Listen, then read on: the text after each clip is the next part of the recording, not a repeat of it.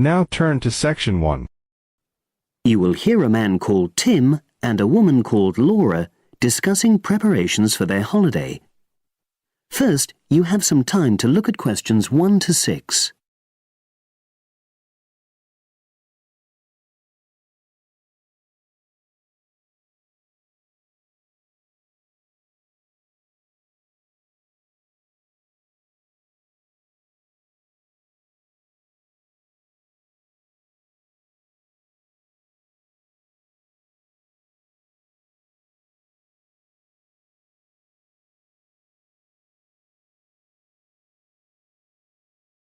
Now we shall begin. You should answer the questions as you listen, because you will not hear the recording a second time. Listen carefully and answer questions 1 to 6. Our plane tickets arrived this morning. It reminded me how much there is to do before we go. Let's write everything down, shall we, so we don't forget anything? Yes. Last time we went away, we almost forgot to collect our currency from the bank. So let's start with that. Good thinking. And wasn't there an appointment you said you'd got to cancel? Yes, the hairdresser. Thanks for reminding me. Can you write that down too? The shop will be closed now, but I'll do it first thing on Monday. OK. Then starting on Tuesday, we've got to take the tablets we got from the pharmacy. We really mustn't forget to do that. We're not protected against malaria till we've been taking them for at least 7 days. No, so that's really important. And what about shopping? There's still a few things we've got to buy the next time we're in town. We need some more sunblock, don't we? We've only got that Factor 10 stuff. It won't be strong enough. I've already bought that. But what we do still need to get is sunglasses. The ones I've got aren't good enough, and I don't think yours are either. OK, I've noted that down. And I think I'm going to get another bag too, just a small one. We always seem to come back with more things than we take. Shall we get an extra lock for our suitcase as well? Just in case the one we've got breaks. They don't seem to last long. Yes, they are a bit flimsy. OK, right. Oh yes, and we need an adapter for our electrical things, your hairdryer and my shaver. The plugs on them are bound to be the wrong type. We could get one at the airport. They always have them there. Well, I'd rather get it beforehand, so I'm writing it down. And then I think that's it, isn't it? I think so, as far as shopping's concerned. But we also need to order a taxi to take us to the airport. We should do that well in advance. My sister left it too late and she had to take the train with that huge suitcase of hers. I know, she really struggled with it. Before you hear the rest of the conversation, you have some time to look at questions 7 to 10.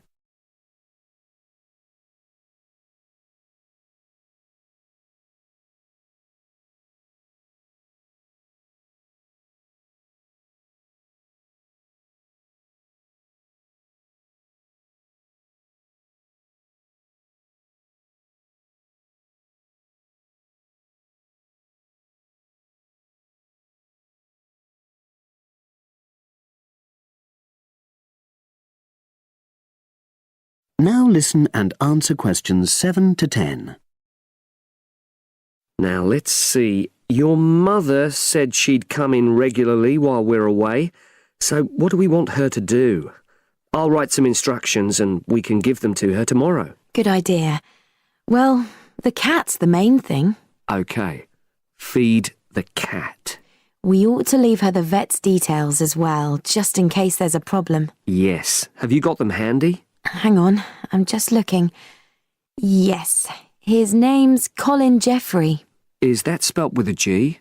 Actually, it's Jeffrey.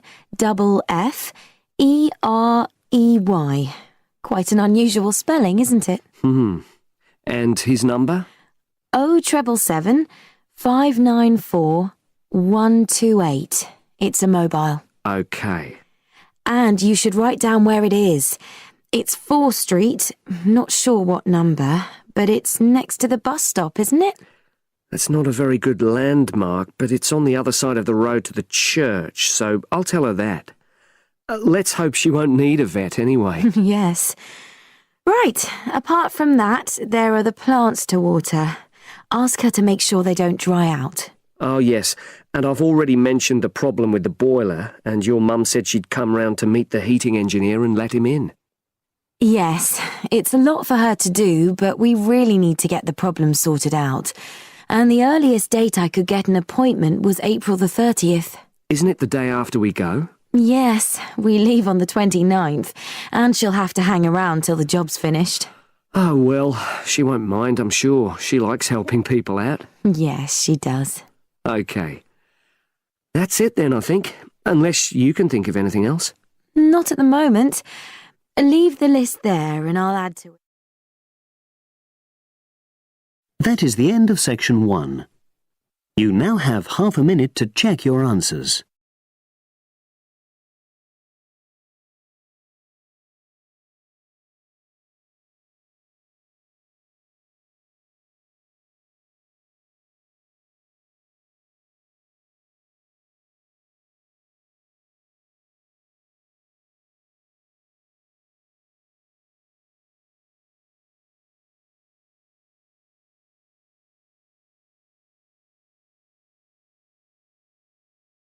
Now turns to part 2. Part 2. A man wants to place an order by telephone for some office stationery. Listen to the conversation between the woman and the man and answer the questions.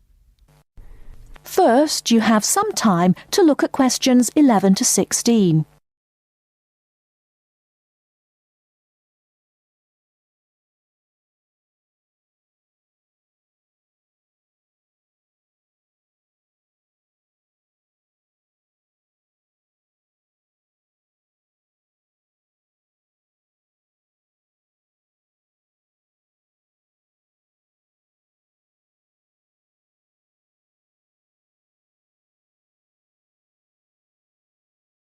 Now, listen carefully and answer questions 11 to 16.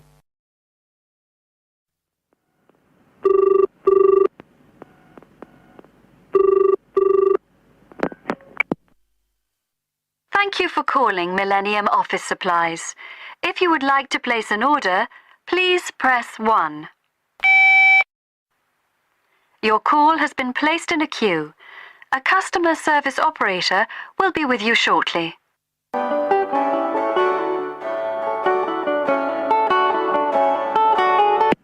Gina speaking. How can I help you? Oh, hello. I'd like to order some stationery, please. And who am I speaking to? John Carter. Right. Can I just confirm your account number and the name of your company, John? Sure. The account number is 692411.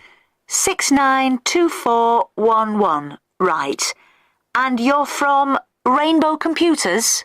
No, the company is Rainbow Communications. Oh, OK. I'll just fix that on the system.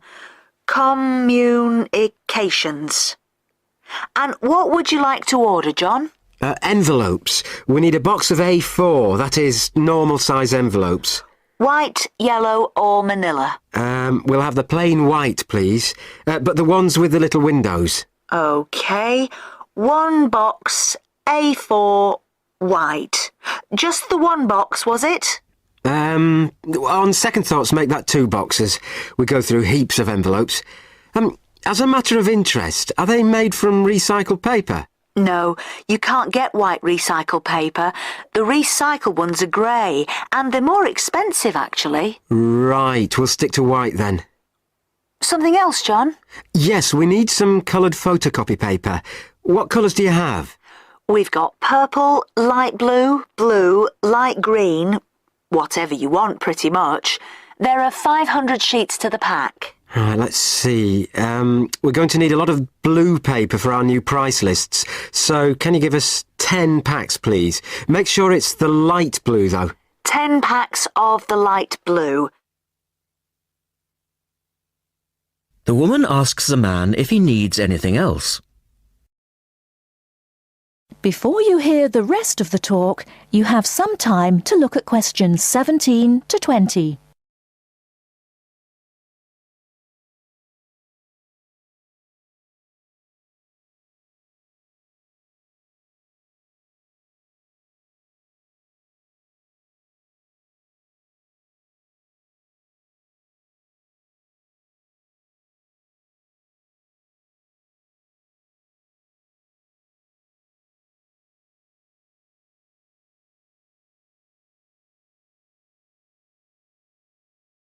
Now listen and answer questions 17 to 20.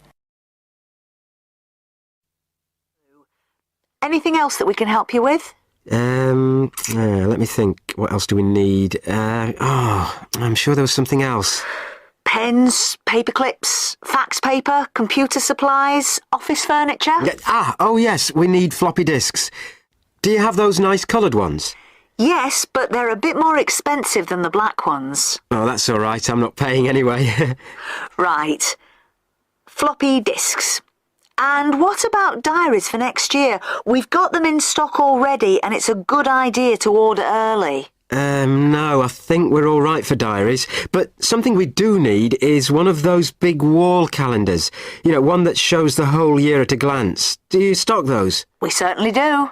OK, can you include a wall calendar then, with the other stuff? Just make sure it's got the whole year on the one side. Sure. And do you have a copy of our new catalogue? No, I don't, but could you send one? Yes, I'll pop one in with the order. You'll find it a lot easier to remember what you need if you have our catalogue in front of you next time. Yes, good idea. And when can you deliver this? Should be with you tomorrow morning. Can you make sure that it's not after 11:30 a.m? Because I have to go out at 12. There's only myself here on Fridays. Fine. I'll make a note on the delivery docket that they should deliver before 11:30. Thanks very much. Thanks. That is the end of part 2. You now have half a minute to check your answers.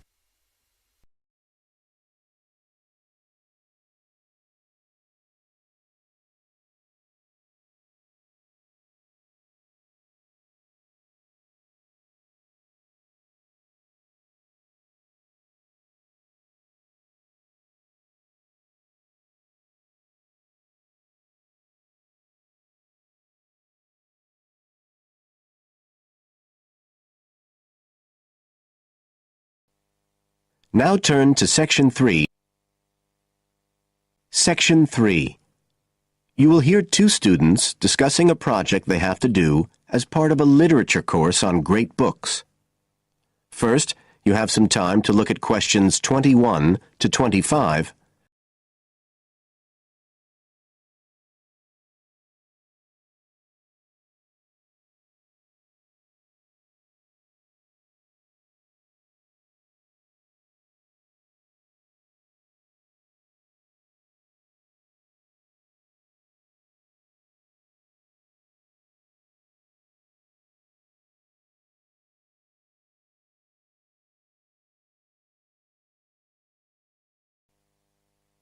Now listen carefully and answer questions 21 to 25.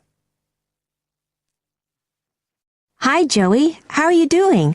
I heard you were sick. Oh, hi, Olivia. Yeah, I had a virus last week, and I missed a whole pile of lectures, like the first one on the great books in literature, where Dr. Castle gave us all the information about the semester project. I can give you copies of the handouts. I've got them right here. That's okay. I already collected the handouts, but I'm not very clear about all the details. I know we each have to choose an individual author. I think I'm going to do Carlos Castaneda. I'm really interested in South American literature. Have you checked he's on the list that Dr. Castle gave us? We can't just choose anyone. Yeah, I checked. It's okay. Who did you choose? Well, I was thinking of choosing Ernest Hemingway, but then I thought, no, I'll do a British author, not an American one. So I chose Emily Bronte. Okay. And first of all, it says we have to read a biography of our author. I guess it's okay if we just look up information about him on the internet? No, it's got to be a full-length book. I think the minimum length's 250 pages. There's a list of biographies. Didn't you get that? Oh, right. I didn't realize we had to stick with that. So, what do we have to do when we've read the biography? Well, then we have to choose one work by the writer. Again, it's got to be something quite long. We can't just read a short story. But I guess a collection of short stories would be okay? Yes, or even a collection of poems, they said. But I think most people are doing novels. I'm going to do Wuthering Heights. I've read it before, but I really want to read it again now I've found out more about the writer. And then the video. We have to make a short video about our author and about the book. How long has it got to be? A minute. What? Like 60 seconds? And we gotta give all the important information about their life and the book we choose? Well, you can't do everything. I wrote it down somewhere.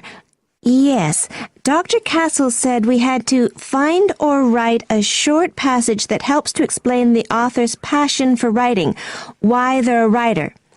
So we can back this up with reference to important events in the writer's life, if they're relevant. But it's up to us, really. The video's meant to portray the essence of the writer's life and the piece of writing we choose. So when we read the biography, we have to think about what kind of person our writer is. Yes, and the historical context and so on. So for my writer, Emily Bronte, the biography gave a really strong impression of the place where she lived and the countryside around. Right. I'm beginning to get the idea. Before you hear the rest of the talk, you have some time to look at questions 26 to 30.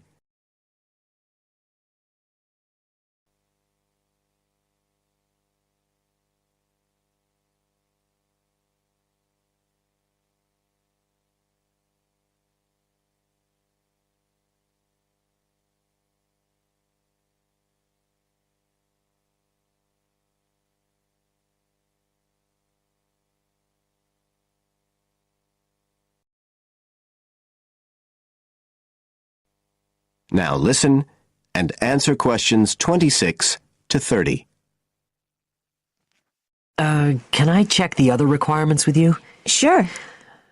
The handout said after we'd read the biography, we had to read the work we'd chosen by our author and choose a passage that's typical in some way, that typifies the author's interests and style. Yes, but at the same time, it has to relate to the biographical extract you choose. There's got to be some sort of theme linking them. Okay, I'm with you. And then you have to think about the video. So are we meant to dramatize the scene we choose? I guess we could, but there's not a lot of time for that. I think it's more how we can use things like sound effects to create the atmosphere, the feeling we want. And presumably visuals as well? Yeah, of course. I mean, I suppose that's the whole point of making a video. But whatever we use has to be historically in keeping with the author. We can use things like digital image processing to do it all. So we can use any computer software we want? Sure. And it's important that we use a range, not just one software program. That's actually one of the things we're assessed on. Okay. Oh, and something else that's apparently really important is to keep track of the materials we use and to acknowledge them. Including stuff we download off the internet, presumably? Yeah, so our video has to list all the material used with details of the source in a bibliography at the end. Okay. And you were talking about assessment of the project.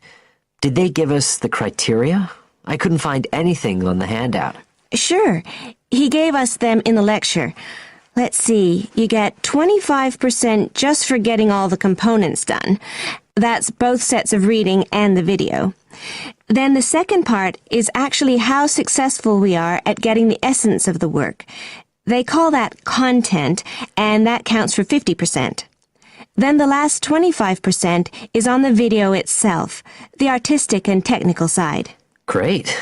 Well, that sounds a lot of work, but a whole lot better than just handing in a paper. Thanks a lot, Olivia. You're welcome. That is the end of section 3. You now have half a minute to check your answers.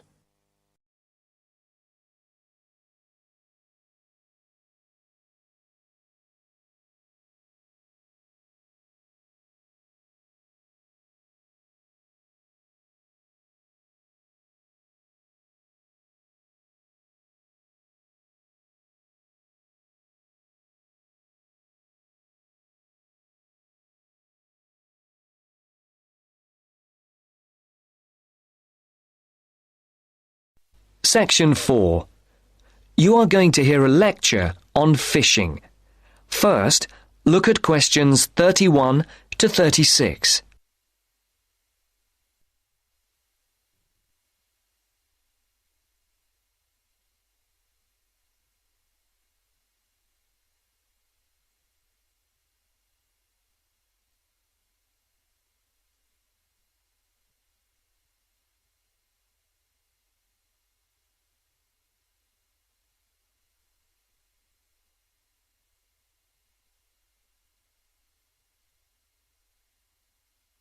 Now listen carefully and answer questions 31 to 36. Good morning again, ladies and gentlemen, and in case you've forgotten, my name is Dr. North from the Marine Habitat Research Unit at the university, and I'm going to continue from the lecture that I gave a fortnight ago on humankind's relationship with the sea from a historical point of view, and also on attitudes to different types of fishing. In today's talk, I would like to focus on the current problems in the fishing industry in Europe, and in particular, the present scarcity of marine fish. As with the last lecture, I've placed a book list, a few relevant articles, and a copy of this lecture on the department website. A statistic to begin with. Since the 1970s, stocks of the most heavily fished species have fallen, on average, by 90%. And why has this happened? Well, there's a chain of events which begins with the demographic changes that have taken place in the world over the last century. During this time, the world population has grown at a phenomenal rate, with efficient and heavy fishing, which is technology-driven, meeting the increasing demands for food. As a consequence, many fishing stocks in the European waters, from the Atlantic to the North Sea and the Mediterranean, are now on the verge of collapse. But the problem is not restricted to European waters. It's a situation that's all too clear all around the world. Fish stocks in the Pacific Ocean, for example, are now on the verge of collapse due to a combination of overfishing and natural changes in ocean ecology. And there's another reason behind the increased demand for fish, and that is the changes in the eating patterns of different countries. Certain countries have a long tradition of fishing, for example, the southern European countries, but eating patterns have changed in countries like the United Kingdom, where fish was once considered as food for the poor rather than the rich. People have been turning to fish as a cheap and healthy alternative to meat, driving up demand and depleting stocks. Food scares like BSE and foot and mouth disease have also driven people away from eating meat, which again is invariably replaced by fish. Before the speaker continues, look at questions 37 to 40.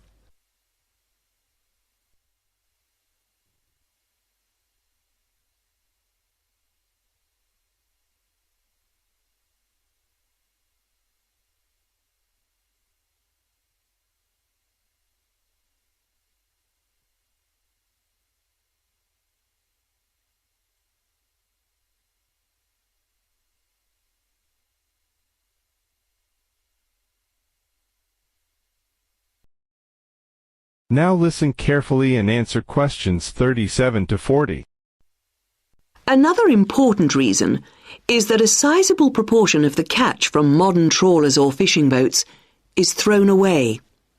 Nets quite often land fish that are not wanted and which are thrown back into the sea dead. Discarded nets and other traps are responsible for the deaths of many fish. Our seas, like the rest of our environment, are littered with rubbish, which also destroys lots of fish. And fish are also being changed by the chemicals dumped into the oceans, as well as by overfishing, so the size of certain species is decreasing. More then have to be fished to produce a decent catch. And the solution? Well, there has to be more than one answer to the problem. Fish farms provide a partial solution, but the quality of the fish is usually inferior to those in the wild. Reducing the amount of fish that any one trawler or fishing boat is allowed to land is the most effective, but also the most unpopular measure. Countries in Europe like Spain rely heavily on fishing and are naturally against any step which restricts their catch. But if the depletion of fishing stocks continues, there will be no fish left to fish. Take the disappearance of cod from the Great Banks off Newfoundland, which was once the richest cod fishing area in the Atlantic. After a dramatic fall in the cod population for some unknown reason, a ban was imposed, which, it was hoped, would lead to a repopulation of the cod stocks. The cod did not return, and many fishermen were put out of work. This is a scenario which we do not want to be repeated on a large scale. Now, if you look at this table on the screen, you can see where I've marked. That's the end of section 4. You now have half a minute to check your answers.